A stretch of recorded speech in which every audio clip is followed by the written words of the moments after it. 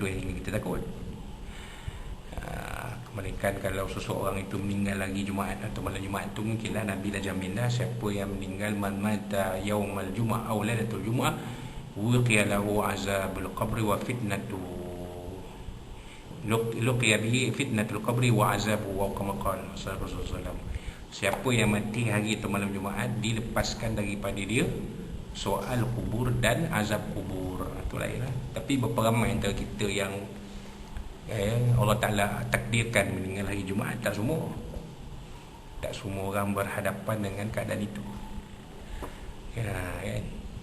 Jadi kita perlulah dalam hati kita ada rasa kasih kepada saudara seagama kita, walaupun mungkin dari segi bangsanya tak sama dengan kita, segi keturunannya tak sama kita, segi bangsanya tak sama kita, kan bangsanya lain, cuma yang menyamakan kita dengan mereka ialah agama Islam tu. Kita mengucap dua kalimah syahadah dan mereka pun sama. Kita mengerjakan solat, menunaikan solat fardu, mereka pun sama. Kita mengeluarkan zakat, mereka pun sama. Kita berpuasa bulan Ramadan, mereka pun sama. Kita mengerjakan ibadah haji apabila mampu, mereka pun sama. Cuma bezanya pemergian haji kita tersusun, bersistematik, tersusun. Ada satu badan yang dibentuk untuk menguruskan para jemaah haji melakukan pemergian ke tanah suci untuk menunaikan ibadah haji.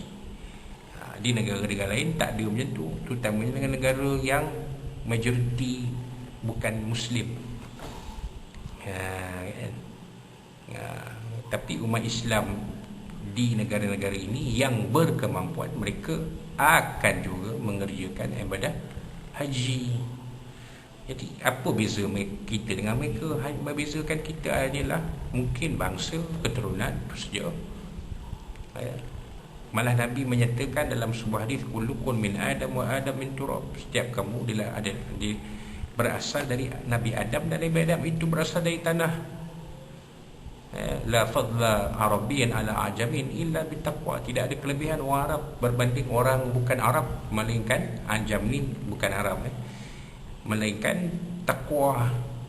Kalau dia bukan Arab tapi ketakwaan dia lebih baik daripada, lebih kokoh dari orang Arab, dia itu lebih baik, walaupun dia bukan berbangsa Arab, walaupun dia berbangsa Afrika itu, ataupun berbangsa India. India ni pun ada dua, dan India Timur, India Barat. India Timur di benua kecil India, India Barat di kawasan Amerika Tengah dan gugusan kepulauan Caribbean. Juga di Amerika Utara dan Amerika Selatan adanya orang-orang Indian. Dikenal mereka orang Indian kerana disangka mereka ini orang India, tapi mereka bukan orang India. Mereka adalah keturunan lain dari India. Tapi oleh kerana asalnya yang menemui mereka itu menyangka mereka itu orang India, maka melekatlah Indian, Red Indian. Sebenarnya mereka bukan bangsa India, mereka bangsa-bangsa yang lain, kan, Apache, Cherokee, kan, Mohawk dan sebagainya. Kita pergi kepada Mexico, Aztec, kita pergi kepada Amerika Selatan, Inca, tapi mereka ni dikatakan sebagai bangsa India. Jadi India ni ada dua lah, India Barat, India Timur. Itu cerita dia, kan. Benua India yang ditemui dan dijelajahi, ditakluki oleh Iskandar Zulkarnain ataupun Alexander the Great ialah India Timur. Kan.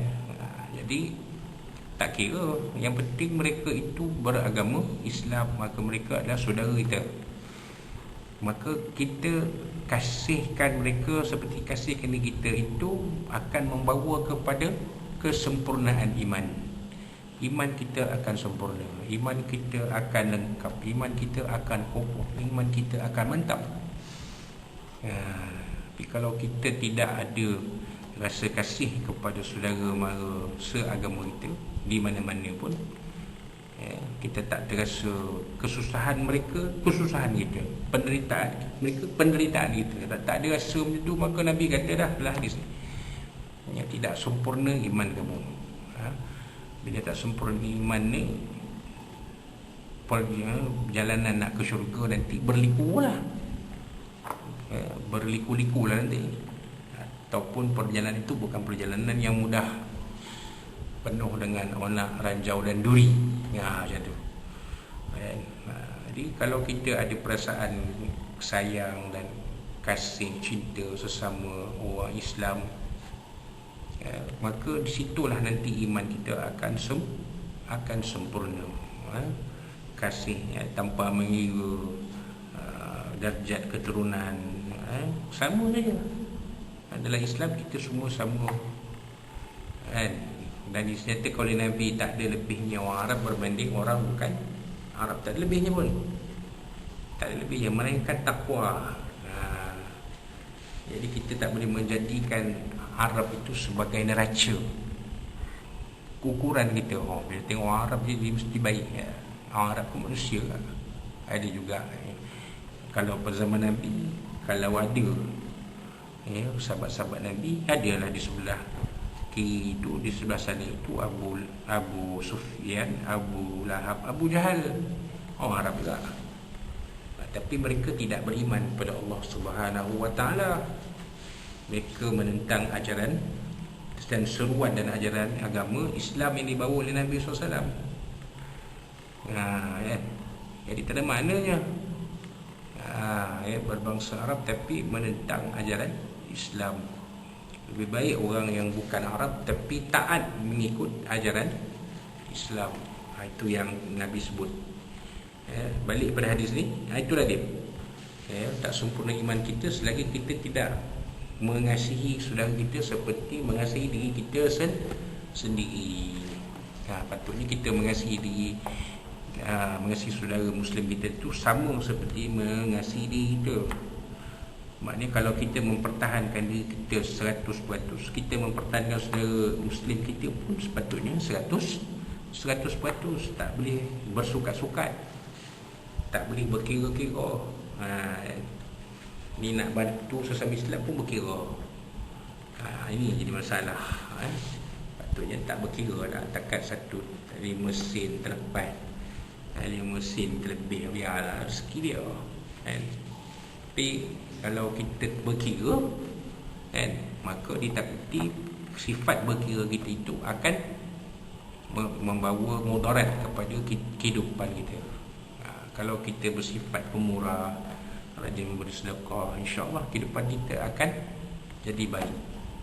Itu dia. Dan iman kita akan sempurna.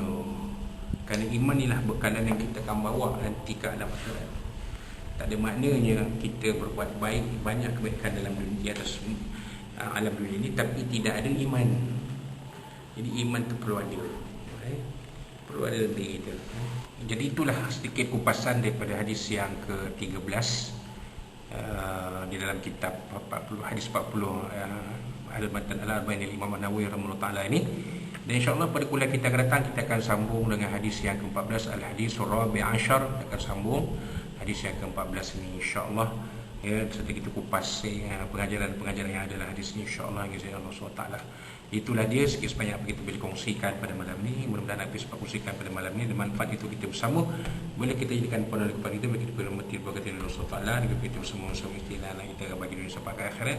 Dan kalau ada apa-apa sampai yang kuliah ini terkasar bahasa, terlanjur bicara, tersemua kata semua mak Allah SWT, dari Nabi SAW dan dari tuan-tuan dan puan sekalian. Wassalamualaikum warahmatullahi wabarakatuh. Dan kita akhiri kuliah kita dengan tasbih kafarat surah asbab. A'udzubillahi minasyaitonirrajim. Bismillahirrahmanirrahim. Alhamdulillahirabbil alamin wa bihi nasta'in wassalatu wassalamu ala asyrafil anbiya'i wal mursalin Muhammadin sallallahu alaihi. Allahumma arham jama'al hazan wa ma tafarraqal baiti tafarruqa ma'suma. Allahumma inna fi nuhuri a'da'ina wa na'udzuka min syurrihim. Allahumma badil syumlahum wa farriq jam'ahum mushattit al-mutawazza wa muslimin min tilabi ya qahhar ya jabbar ya muntaqim ya Allah ya Allah ya Allah. Allahumma yunzil kitab ya mujassa wa azmal ahzab يزيد موصلنا في بفضل بسم الله الرحمن الرحيم وربنا زدنا موزا فما أكرمك ربنا آتنا في الدنيا حسنة وفي الآخرة حسنة وقنا عذاب النار ربنا عليك توكلنا وإليك إليك المصير ربنا تقبل منا دعانا مسلما لنا ولقاءنا وعمل فائدة مباركة من شر الأنبياء والأنبار إنك السميع العليم ومن شر مولد نبينا صلى الله عليه وسلم إنك السميع العليم وتب علينا يا مولانا إنك تأمر إلى فيها اسم الله فيها سماء دعوانا الحمد لله رب العالمين تقبل الله منا منكم إنا منكم تقبل بالله التوفيق والسلام عليكم ورحمة الله وبركاته.